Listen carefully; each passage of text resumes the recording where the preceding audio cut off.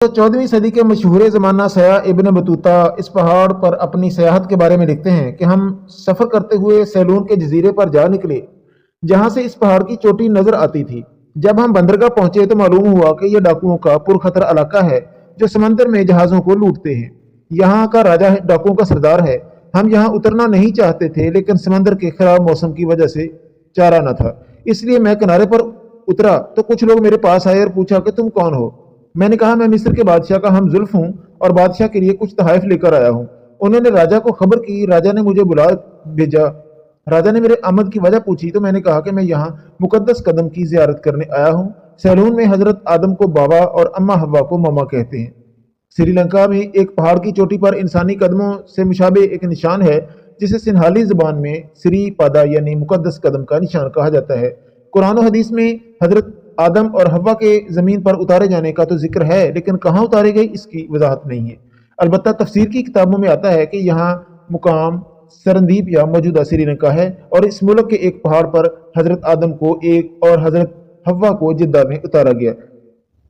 क्योंकि जद्दा के मानी दादी के हैं, इसलिए जद्दा को हजरत हवा से मंसूब किया जाता है। श्रीलंका में एक पहाड़ की चोटी पर इंसानी कदमों से मुशाबे एक निशान है, जिसकी लंबाई 67 इंच और चौड़ाई 18 इंच है।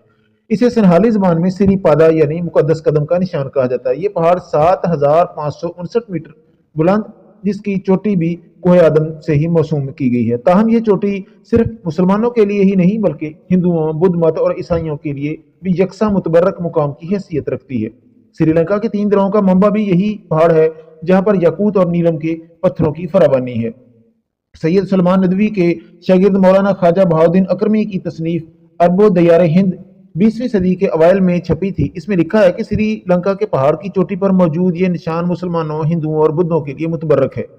मुसलमानों इसको हजरत आदम के कदम का निशान समझते हैं। बुद्धों के नज़दीक ये निशान उनके खुदा शिवा के कदमों का है, जबकि बुद्धों का ईमान है कि यह निशान बुद्धा के कदमों का है, जो श्रीलंका 3 बार आए। इंडिया के मारूफ तारीखदान सनत पाए रायकर लिखते हैं कि 16वीं सदी में श्रीलंका आने वाले पुर्तगाली और मसीही सयाहों का ख्याल था कि ये कदम सेनेट थॉमस के हैं। ये दुनिया की वाहिद जगह है जो दुनिया के 4 बड़े मज़ाहिब के मानने वालों के लिए यकसा मुकद्दस है। राजा ने गुलाम मेरे हमरा किए, जो मुझे एक झूले में उठाकर पहाड़ पर ले गए। 4 जोगी, 3 बर्मन, 10 एहलकार और 15 लोग मेरा सामान उठाने वाले भी साथ भेजे। हम मंडाली पहुंचे, जहाँ के राजा ने हमारी दावत की। इस शहर में सवाए एक खरासानी के कोई मुसलमान नहीं था, जो पहाड़ पर ही जा रहा था। इब्न बतूता लिखते हैं कि पहाड़ की चोटी पर जाने का अव्वलीन रास्ता शेख अब्दुल्ला बिन हतीफ ने दरियाफ्त किया था। यहाँ ऐसे दरख्त हैं जिनके पत्ते नहीं जड़ते और रंग रंग के निकलते हैं। यहाँ हथेली के बराबर सुर्ख गुलाब का फूल होता है।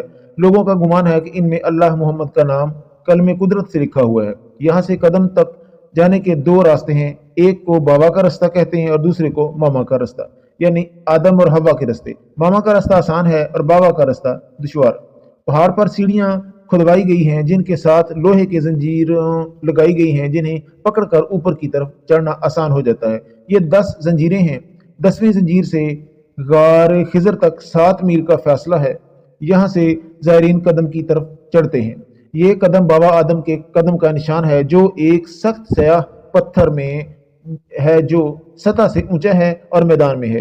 कदम मुबारक पत्थर में घुसा हुआ था और इसकी निशान भी बन गया था। यहाँ अहले चीन आते थे, वो अंगूठे की जगह वो पत्थर में से तोड़कर ले गए थे और जाकर शहर जैतून के एक मंदिर में रख दिया था। हिंदू ज़ायरीन यहाँ पत्थर में सोना और चांदी रख देते थे, इसलिए फ़कीर जब गारे खिजर में पहुँचते हैं तो इनकी कोशिश होती है कि सबसे पहले पहुँचकर जो सोना चांदी मौजूद है उसे ले लें। हम जब वहाँ पहुँचे तो इसमें थोड़ा सा सोना और जवाहरात मौजूद थे। दस्तूर यह है कि ज़ायर लोग 3 दिन गारे खिजर में क़याम करके यहाँ हाजिरी देते। तारीख में कोहे आदम का पहला तज़किरा हमें वहाँ के एक बादशाह विजय भाव अव्वल के हाँ मिलता है, जिसका दौर 1055 से 1110 कबल मसीह का है। वहाँ एक पत्थर पर कुंदा है कि बादशाह ने गमलाए गांव के लोगों को ताकीद की कि वो यहाँ आने वाले ज़ायरीन का ख्याल रखें। इस दौर में यहाँ पहाड़ पर चढ़ने के लिए रास्ते बनाए गए। बादशाह नसान कमाला, जिसका अहद 1187 से 1196 का है, के दौर में यहाँ कदम के इर्द गिर्द मजबूत हदबंदी की गई। बादशाह पारा कर्मा दोम, जिसका अहद 1225 से 1269 का है, इसके वजीर दीवा पृथ्वी राजा ने पहाड़ पर चढ़ने के लिए सीढ़ियां बनाई और उनके साथ लोहे की जंजीरें लगाई। تاکہ زائرین انہیں پکڑ کر اوپر چڑھ سکیں۔ کوہ آدم کا ذکر 6 صدی عیسوی میں لکھی گئی تمل زبان کی رزمیہ نظم مانیمکالی میں بھی ہے، جس میں اسے جواہرات کا جزیرہ کہا گیا ہے، جنہیں سیاح فاہین بھی یہاں 5ویں صدی کے اوائل میں آیا تھا۔ 19ویں صدی میں کئی یورپی سیاحوں نے بھی اپنے سفر ناموں میں اس کا ذکر تسلسل کے ساتھ کیا۔ یونیسکو کے مطابق یہاں سالانہ 20 لاکھ لوگ آتے ہیں۔ سری لنکا کی اساطیری روایات پر مشتمل کتاب مہاونسا کے مطابق بدھا 550 قبل مسیح میں سری لنکا آئے تھے، جنہوں نے ایک قدم انورادھا پورہ میں اور دوسرا سرپادا یعنی کوہ آدم پر رکھا تھا۔